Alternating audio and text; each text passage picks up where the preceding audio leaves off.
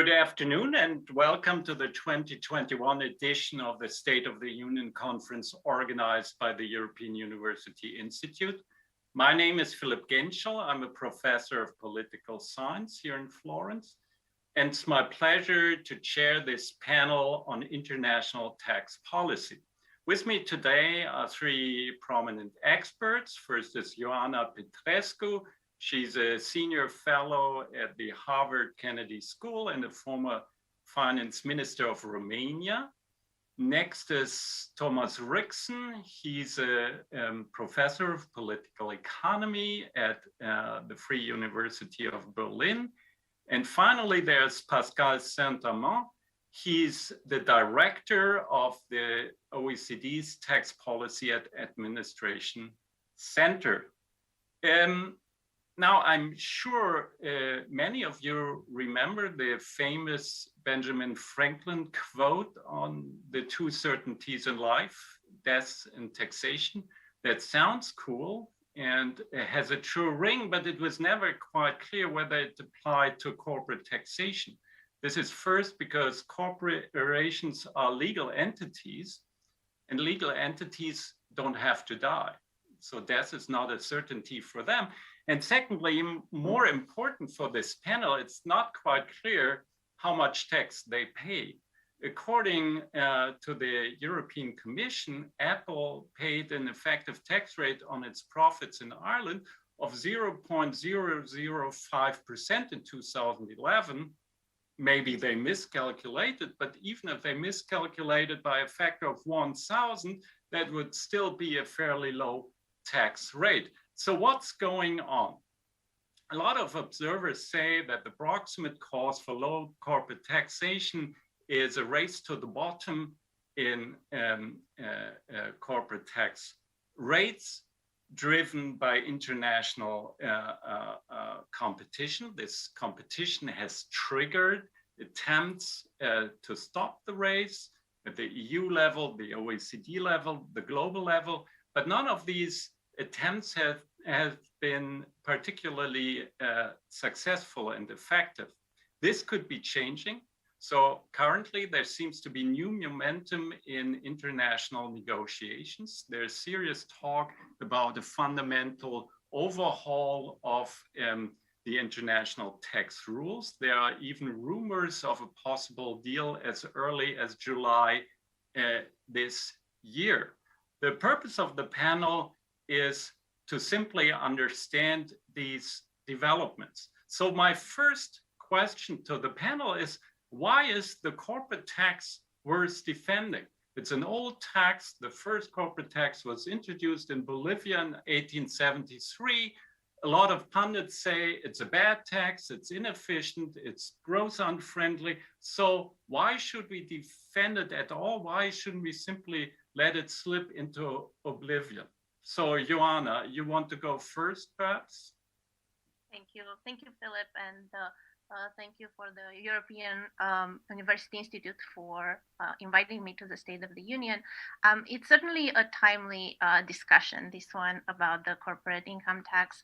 I think the short answer to your specific question is because corporate income tax still brings a lot of money to government, despite all the problems that you mentioned previously. So if we're looking at the data from the World Bank, approximately 16% of GDP is collected on average in profit taxes all around the world, about 14% in high income countries and 18% of GDP in low income countries. So this is not a small amount of taxes at all. Now, of course, there are the issues that you mentioned about tax base erosion that have been, the front for a while. And I think we can see that some countries decided to take matter into their own hands. And clearly, you can't just get rid of the corporate tax. Maximum you can do is actually replace it with something else. So we see that the countries like Italy, for example, or France, they look to tax sort of digital services in order to reduce this problem of tax avoidance. Now, while this might seem like a good solution, it's not a perfect alternative to the corporate income tax, right? Because on one hand, they're taxing in this way just a subset of this corporation. It's actually a pretty narrow set of these firms. A lot of them continue to do tax avoidance, so it doesn't quite solve that problem.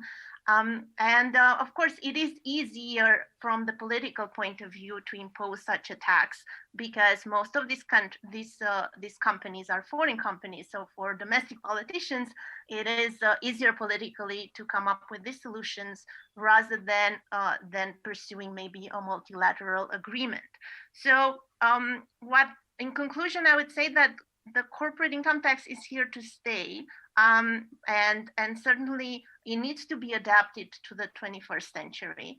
I think we know what solutions might be there, but it is difficult to reach a multinational agreement on how to modify this corporate income tax such that every corporation would pay their fair share. Thank you. Thomas, you want to add to this? Yes, well, first of all, thanks for the invitation, for the opportunity to discuss these things with you here.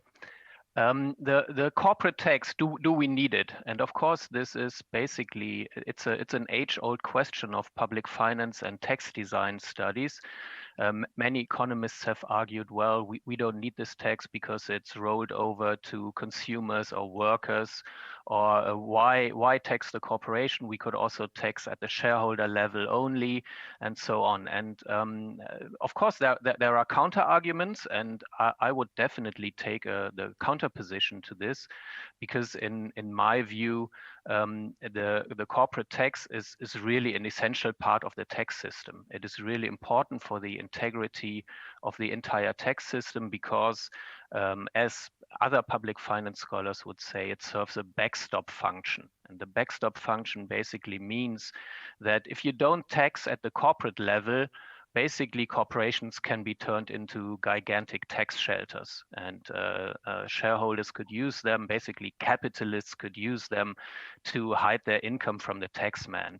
And we don't want that for the revenue reasons that Ioana talked about, but also for basic fairness reasons that wouldn't be desirable. And I think this backstop function is actually more relevant these days than it ever was, because we have a time of growing monopoly power of huge businesses, tech giants, and so on. We have huge corporate savings that aren't really invested, that sit idly within these corporations.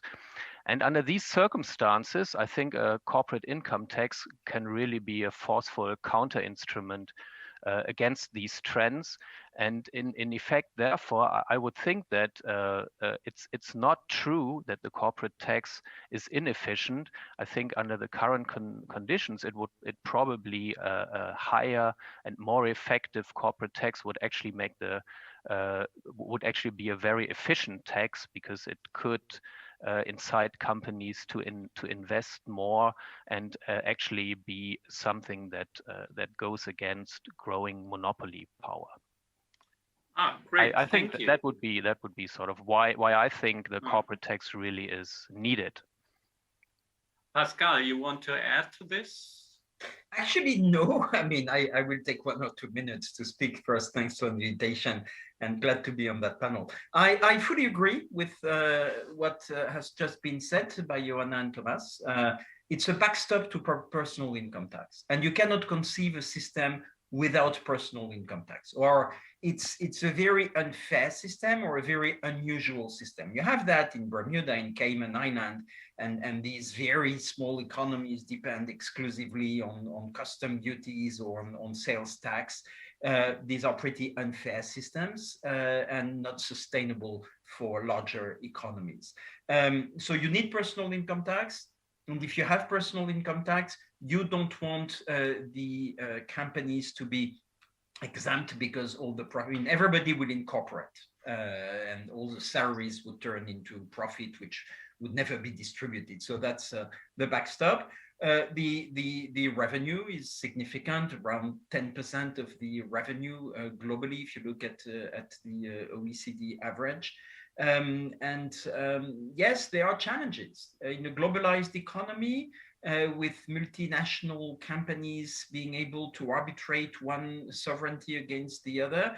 We have seen a race to the bottom. We have seen pressures to lower corporate income tax rate, to empty the base, and that's where if we want to keep corporate income tax, which I think we want to, we need to address the challenges of globalization, which includes the challenges of the digitalization of the economy. That's what we're working on. We'll go back to that, but definitely we need to keep corporate income tax. Perfect, thank you. Now, assuming that the corporate income tax is worth defending, why has it been so difficult to actually defend it? So international attempts have started in the 1920s. The OECD is at the center of international negotiations since the 1960s. Since the 1990s, there's heightened concern about harmful tax competition and how to stop it. So why do we still have this problem? What have been the most salient political and technical obstacles to effective tax cooperation in the past? Thomas, you want to go first this time? Yes. Maybe as a political scientist, I'll focus on the political obstacles. And I'd say there's probably three different levels or aspects that we have to focus on. First one has already kind of been mentioned, the race to the bottom, and I would say it's an issue that comes from the fact that we have national tax sovereignty in a global economy. And this means that small countries in particularly have an incentive to lower their taxes or to have special tax regimes to lure foreign tax base into their territory. And basically this is the process that we call tax competition, and this has caused the race to the bottom that you've talked about already. So this is a very demanding interest constellation because everyone has an incentive to compete, but in the process, arguably, everyone loses. They lose collectively, and those kind of dilemma situations are rather demanding. That would be sort of the first cut. Secondly, however, once you think about this situation and this kind of interest structure, it's kind of striking why rich and powerful countries should actually allow this to happen. I mean, why would they allow small and less powerful countries to attract their foreign tax base? You could say, well, I think they could even legitimately argue that, well, this may be your tax sovereignty, but by doing this, you are basically undermining our tax sovereignty, and we are more powerful than you, and this means we should have the means to get these countries in line. And I would argue that that's actually true. They have the means to get smaller countries in line. And so the question arises, why don't they do it? Why don't they use their power to actually achieve this? And this would be, I think, leads me to the third level, and that is domestic politics and interest group influence within these big and powerful countries. And in my view, the questions that arise here really are: do these governments want higher taxes on business, or do they not want this? And of course, this is a question that is politically contested within these economies. And then, how influential are business interests in the government? And I think that basically, at the risk of some slight oversimplification, we can say that in the past, all too often, rich and powerful countries either did not want to make progress on these things, they didn't want higher taxes on business, or they were captured by business interests in the process. And we can actually, I mean, this is I think describes the situation for large parts of the history of global tax cooperation. And there have been sort of instances where more significant progress has been made, and this has always been achieved when the most powerful country in the world, the USA, wanted change. Right, we can see that in the 1960s under Kennedy with corporate foreign corporation legislation. We saw it recently with automatic exchange of taxpayer information that was initiated by the United States, and arguably what we are talking about here today, sort of possible new consensus in corporate taxation. It looks like this is also very much due to the tax plans that have been offered by the Biden administration. So basically what we see there, these are all instances where we had Democrats in power in the United States, and business influence could be contained, at least to some extent. And so overall, I would say, yes, there is a difficult interest constellation, but ultimately the main determinant of failure or success is political will in rich and powerful countries. This is, if we cut to the bottom, I think the main political determinant of successful international tax cooperation. Pascal, do you agree? Yeah, I broadly agree. Maybe I'll try to put it with some different words, but I mean, the key thing that Thomas referred to is sovereignty. It's all about sovereignty. Countries are sovereign. Tax is at the core of sovereignty. Tax is at the core of building modern states. Consent to tax is at the core of democracy. So you have something which is very much intertwined between tax and sovereignty. And if you're sovereign, you decide what you want. And that has been the theory. I say a theory because in practice, if you have a globalized economy and global players like multinational companies or high net worth individuals, well, these players will be able to play one sovereignty against another when you have suppressed the obstacles for free movement of the people, of capital, of services, when you have a globalized, financialized economy. And this is what has happened. I think it's a fact. It's also kind of an ideology, which has been the Thatcherism, Reaganism, which have organized globalization. And what has been missing there, behind the veil of so-called sovereignty, nominal sovereignty, is no tax regulation. So you end up, and the wake-up call is the global financial crisis in 2008. You end up with a situation where you have global players, where you have local tax sovereignties, which are no longer real tax sovereignties, they are just nominal tax sovereignties, and this has benefited to the small players, to the small countries, which are open, small economies, which I call investment hubs. People who are not diplomats call them tax havens, which have overly benefited from globalization. Why? As Thomas said, because countries let it go. It was part of the ideology. Globalization brings a lot of good things, which is true, and therefore, let's not penalize our champions.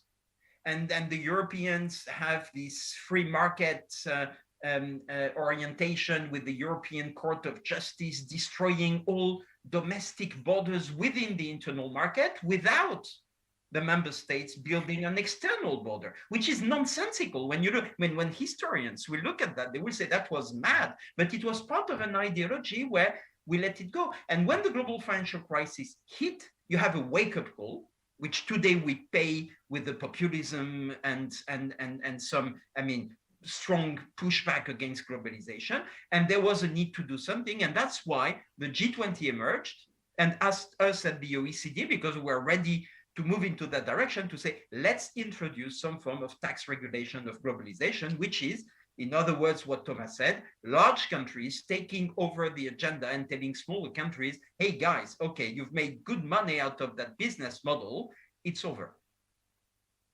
Thank you. That's a very interesting idealist interpretation of a very materialist policy.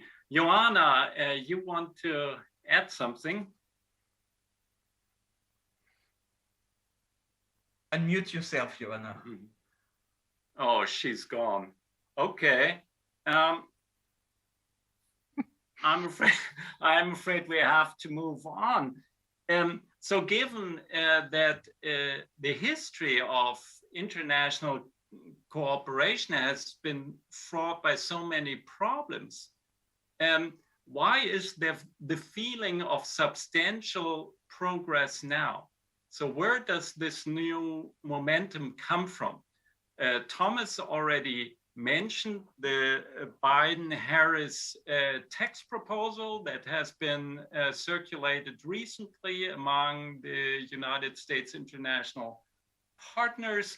So what does this proposal entail, and how does it change the bargaining dynamics at the OECD, and what could be the contours of a possible deal?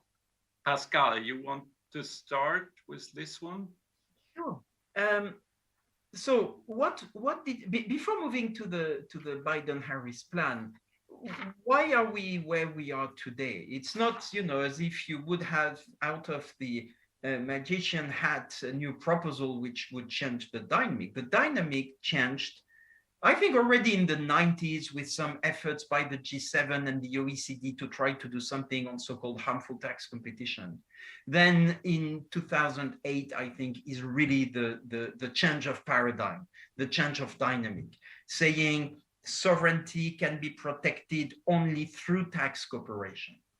And we need to put an end to bank secrecy. We need to organize tax cooperation. And at some point, 2012, we started the work on fighting base erosion and profit shifting, which is, in other words, trying to introduce some form of tax regulation of globalization. And within the BEPS action plan for base erosion and profit shifting, we had 15 measures, 15 actions. And among the 15 actions, you had the idea of a minimum tax. You had the idea of fighting all the tools which were emptying the tax base of corporate income tax. You had the idea that we had to modernize the international tax system as regards the taxation of the digital economy. So the Biden plan comes after almost 10 years of change of the approach by the whole world. And you know what? It's not only the G7 or the G20. We have established, following the crackdown on bank secrecy, a global forum on transparency, which today has 162 members on an equal footing. We have an inclusive framework for BEPS implementation with 139 countries on an equal footing. It shows the change of governments and the change of approach. And when we did BEPS, we didn't expect that the Republicans in the US in 2017 would implement the plan, and they did. They reduced corporate income tax rate, which was the highest in the world, 35%, and they made it at 21%, but they broadened the base, and by broadening the base, they introduced the beginning of a global minimum tax, which is called GILTI, for global intangible tax income. So it's with that background, against that background, that you need to see the Biden proposal. And the Biden proposal is just toughening GILTI, the minimum tax, aligning it with the work we've done at the OECD for the past 4 years, establishing global minimum tax, and killing all arbitrage, because with the GILTI, companies were left with the possibility of still putting part of their profit in tax havens. With the new approach, which is to look at the effective level of taxation on a country-by-country basis and take the difference if it's below 21% according to the Biden plan, that doesn't leave any room any longer to companies for them to plan aggressively. So you see that there is a history, and that's why I'm confident that this will move ahead. It's not just an idea which would be random and would vanish once you have a change in the US. It's something which has been built, which echoes what we've said in terms of countries taking over the agenda and making sure that their sovereignty is protected. And that's why At the OECD, we're hopeful that by October, we'll have a global deal, which will include a global minimum tax, reflecting what the US is doing, and also trying to modernize what needs to be modernized from the international tax system, which is the nexus, being able to tax companies even when they are not physically present,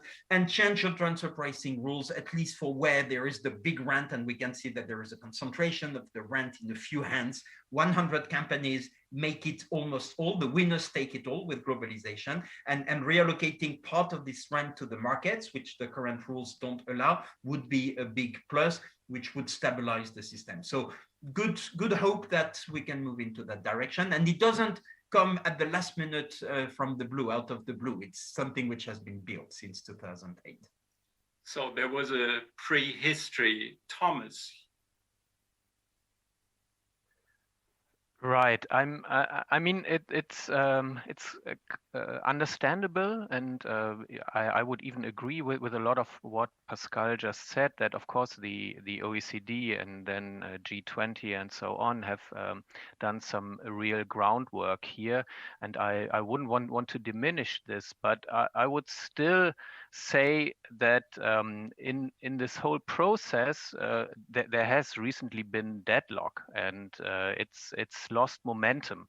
And it is true that in terms of political momentum, it really did need the Biden proposal to sort of have this hopeful outlook that Pascal just sketched, because before that, actually, I mean, the Trump administration effectively pulled out of the talks, right? Because they didn't like what the Europeans wanted there. They insisted on safe harbor rules in Pillar 1 and so on. And this is something that the Biden administration reversed.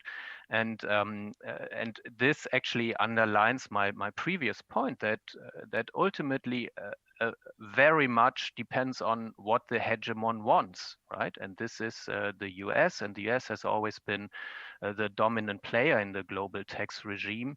And it looks to me, it very much looks like this is sort of a repetition of what we've seen. I mean, I've mentioned automatic exchange of information, and as Pascal said, of course, there's been the Global Forum that has done work on transparency, international transparency in tax matters, but also this kind of work, it brought some gradual progress, but nothing huge.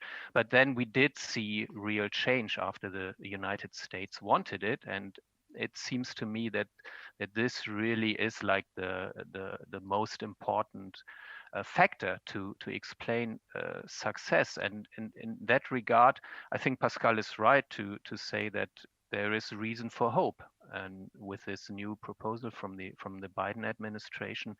And of course, we all don't know what will come out of the negotiations ultimately, but many important other players, Germany, France, have signaled support for the minimum tax proposals. So I think it's quite likely that some substantial change will actually occur this time. Thank you. Ioana, welcome back. We are discussing recent developments and the consequences of the Biden-Harris proposal. What's your view on this?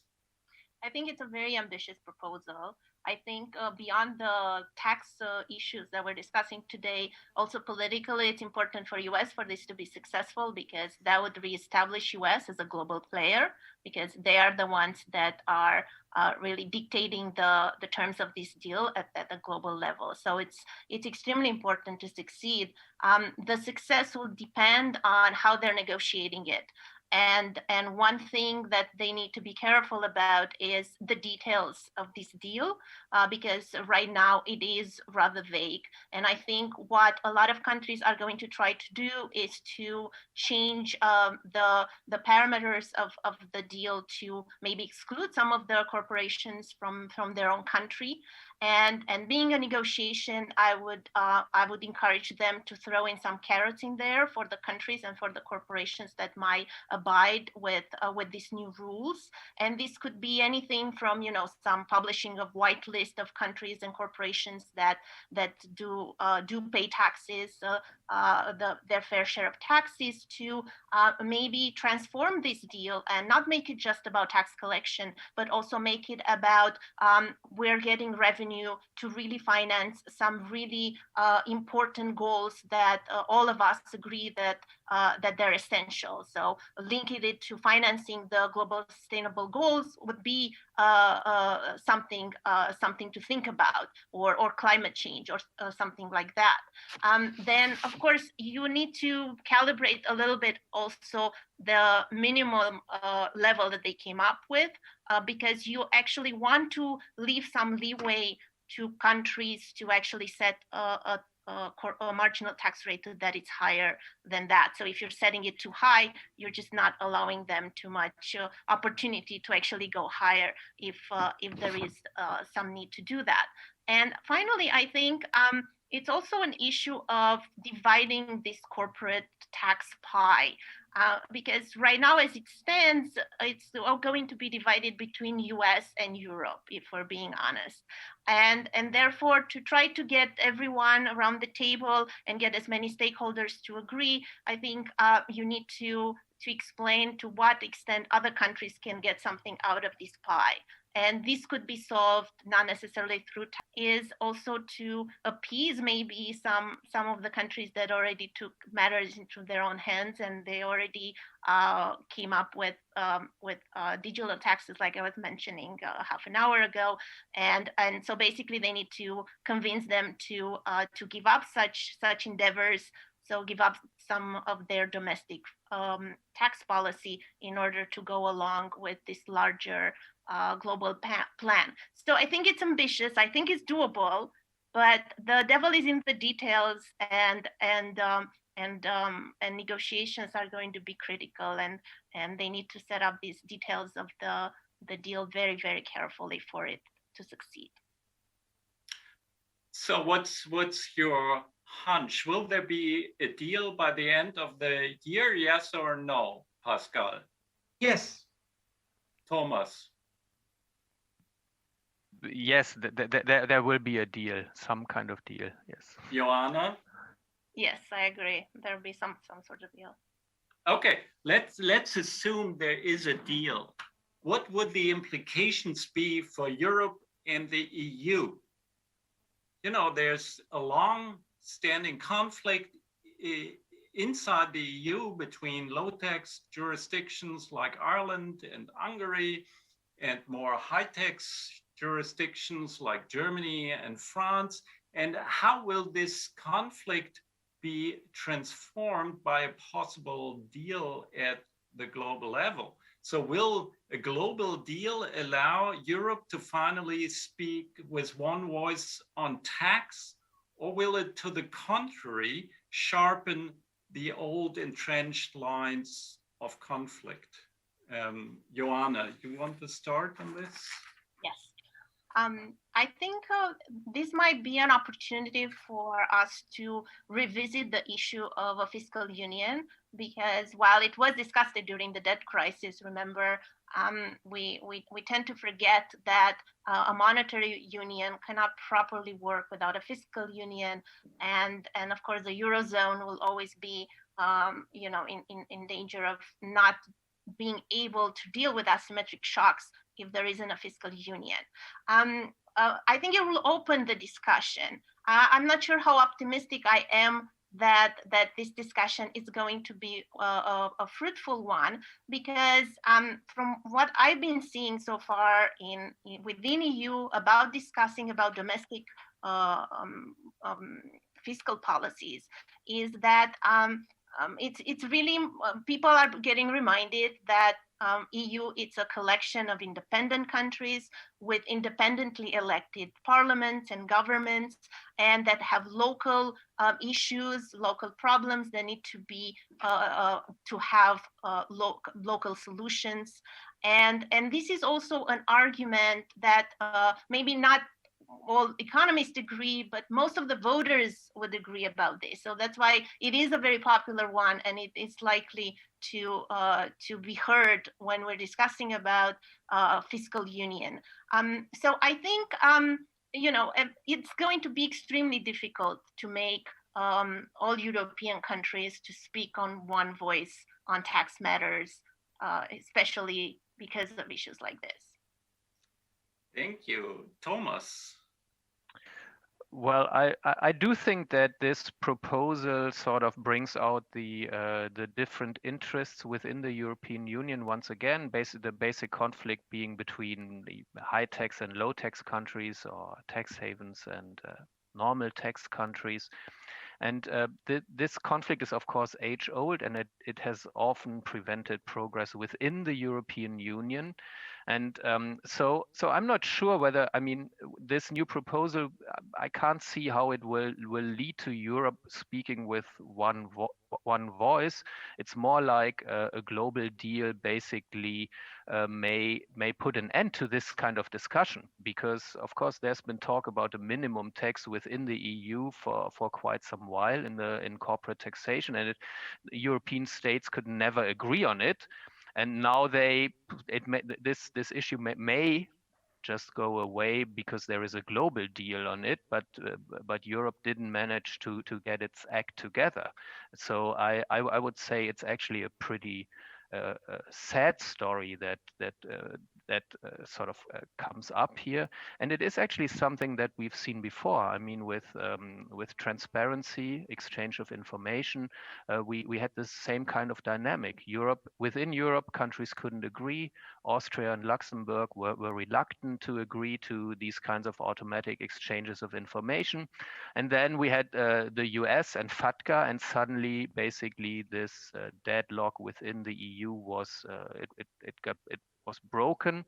And so it could be that this kind of thing repeats itself. And I think this actually shows that Europe still has a long way to go to speak with one voice in issues of taxation. But it is, of course, something that would be desirable, but is not here yet. And maybe one final point on this, because I was talking about this high versus low tax countries. I would say it's within Europe. I mean, it's not only that. It's also that with, for example, the digital tax initiative, we saw that European member states couldn't agree on a common proposal there, and there was actually Germany that was sort of a real obstacle to this, because Germany feared US trade sanctions against the all-important German export sector. So it's not always low tax countries that are in the way of progress. It can also be the normal tax countries that cause problems in that regard. And from my perspective, it would have been desirable to have a European digital tax approach, because it would have been a better bargaining chip in the international negotiations. And Europe has forgone this opportunity. Well, it's certainly an interesting observation that sometimes global integration seems to be easier than European integration. Pascal. This is an interesting paradox, indeed, that you can more easily reach an agreement with 100 plus countries than within 27 very close countries, which are bound by a common constitution, or at least, I mean, very detailed treaties. And I find that fascinating and exciting and almost rewarding, given the role I have at the OECD, but that's a paradox. Now, how can we explain it? Well, leveling the playing field, I think, is the key word to explain that. Why, if we take the example that Thomas rightfully took on the exchange of information, the end of bank secrecy, why would Luxembourg agree to put an end to bank secrecy in Europe if Switzerland keeps it? The money goes to Switzerland. So, of course, when you have dividing line within the European Union, which reflect dividing line within the world, you need to have first an agreement in the world, because it removes this issue of leveling the playing field or exposing the European Union to lose business to countries which wouldn't play by the rules. And that's why what you need is a strong political dynamic globally to be able to move forward, which happened 2008 with bank secrecy, 2012 with BEPS.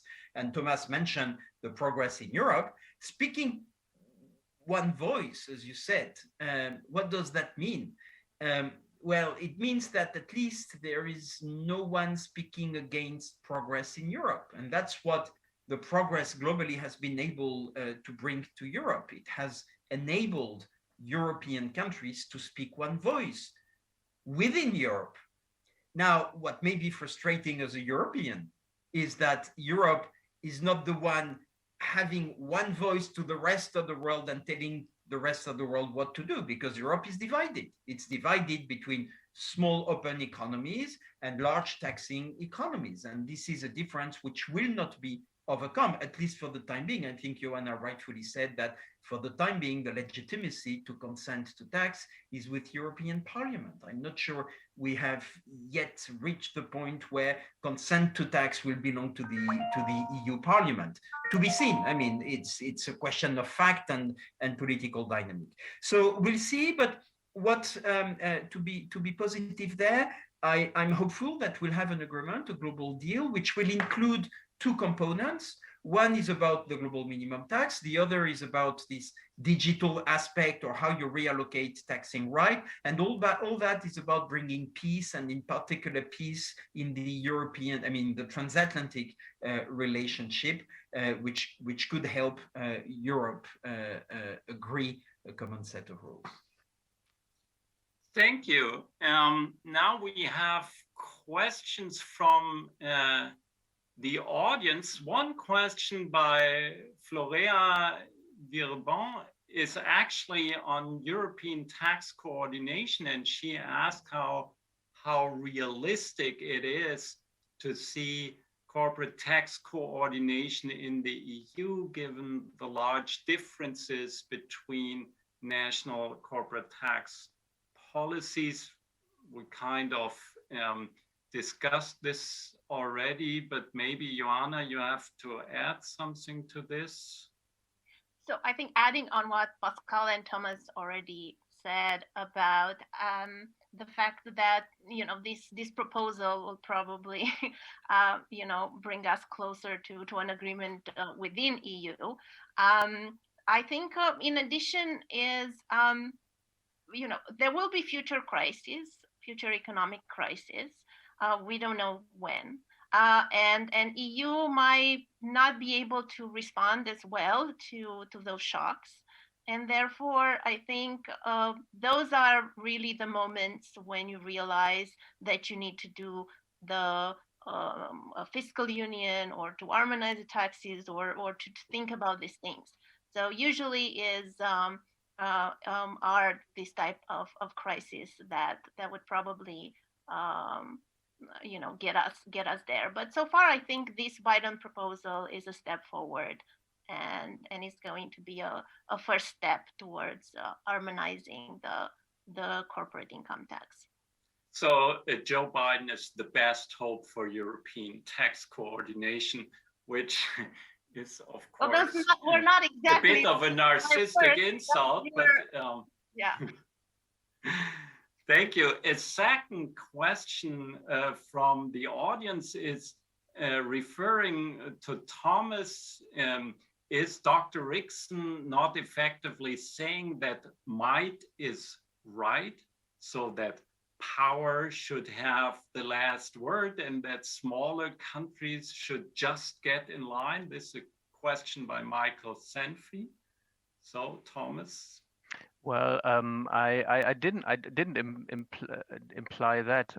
I was just describing what has happened empirically, and didn't want this to be understood as a normative statement.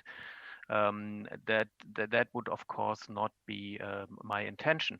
But having said that, I mean, power can be useful to reach normatively desirable goals. And if power helps to bring about more effective tax cooperation and to make sure that tax avoidance is less rampant, then that would actually be a good thing. But often enough, I mean, the US has often used their power in the global tax regime to bad ends, I'd say.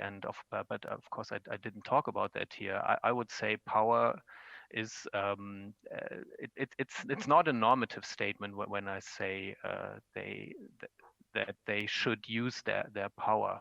It's just a description of what we've seen and what have been sort of the determinants of successful cooperation. Well, but you seem to be saying that power is a necessary condition towards the achievement of a normatively desirable goal. So the question is, how should you best organize power? And you could think, of course, is it useful to negotiate with 137 countries, some right. tax havens among them, or is a smaller and more exclusive negotiation forum more effective? If I may, yeah, please, to cut you short, but I mean, I think it's not black and white and is it this or that, it's everything together. I mean, let's not be naive, let's not be idealistic. I know a number of people will say, let's bring it to the UN and then all the countries on an equal footing will decide on the best rules of the world. Fine, try it, go ahead. What's happening very concretely is that you have a group of powerful countries gathering, and as Ioana said, unfortunately, very often at the time of crisis, to say we need to react, we need to do something, because the stakes are so high that you can take decisions, and the French will not think of whether they will sell planes, military planes to Switzerland or not, to ask whether they should remove bank secrecy or not. You know, at the time of the crisis, you take harsh decisions. And the G20 is a group of powerful countries and is a driver of the change. Now, can they act alone? No, and that's why we have established the Global Forum on Transparency or the Inclusive Framework for BEPS implementation, because you also need to hear the views of small open economies. They are not naive. They know the realpolitik. They know what's the rapport de force, as we would say in French, right? But they can influence the process. They can make sure that you don't throw the baby with the bathwater. They can make sure that there are transitions. So it's a bit a mixture of both. Now, if you say, oh, let's start a new standard and let's ask everybody to agree upfront and everybody really is on an equal footing to start the standard from scratch without a driver, which is a group of powerful countries, you will never get anywhere. So you need to find this balance. And the last word on Thomas' right response on what he said was not normative. But I would add to what he said that for decades, the ones who decided on the rules by default were the small countries, the so-called non-powerful countries. They have been the ones setting up the rules or the absence of rules for 30 or 40 years. So they have benefited from this. So it's not as if you would have large countries ruling the world and small economies suffering from that. They've benefited from the lack of rules for decades. Well, that is certainly true. While trade wars are usually won by large states, tax competition is usually won by small states.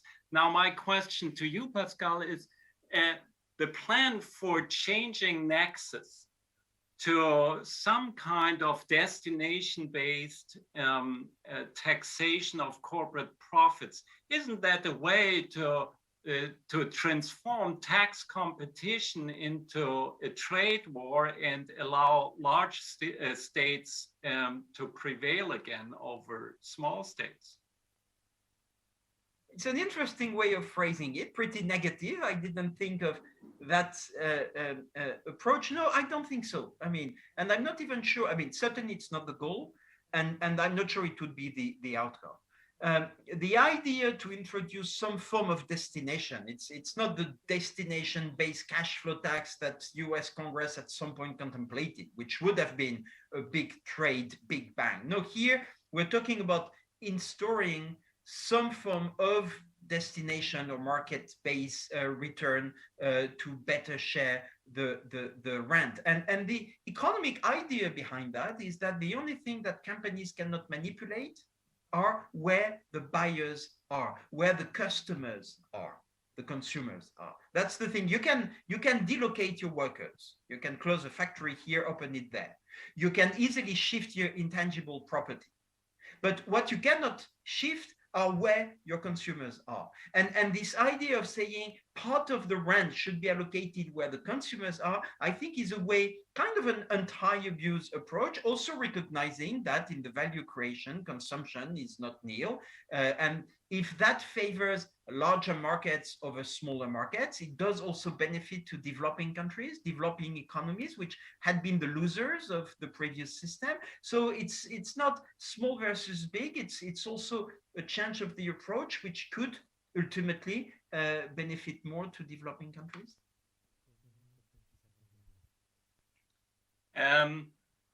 So far we have talked mostly about formal treaty-based measures to restrain tax competition.